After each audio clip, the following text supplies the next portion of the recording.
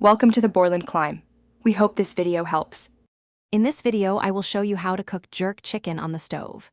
First, you'll want to marinate your chicken. For the best flavor, let it sit in a rich jerk marinade for at least 2 hours, or even better, overnight.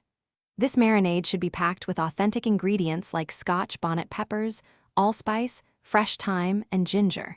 Make sure every piece of chicken is thoroughly coated to absorb all those wonderful spices.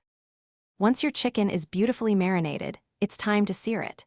Heat about 2 tablespoons of your preferred cooking oil in a heavy-bottomed skillet, like cast iron, over a medium-high flame.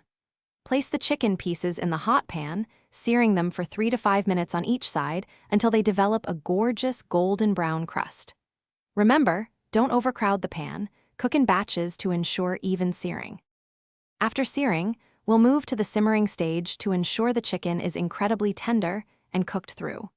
Pour in about 1 cup of chicken broth and 2 tablespoons of your reserved jerk marinade into the skillet. Reduce the heat to low, cover the pan tightly, and let it simmer gently for 20 to 25 minutes. The chicken is perfectly done when its internal temperature reaches 165 degrees Fahrenheit. To finish, you can remove the lid and increase the heat slightly to reduce the sauce to your desired consistency, making it thicker and more flavorful. Before serving, sprinkle some fresh chopped scallions over the chicken and add a squeeze of fresh lime juice for a bright, zesty kick.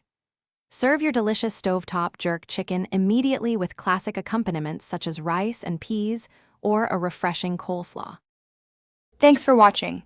Consider subscribing if we helped you.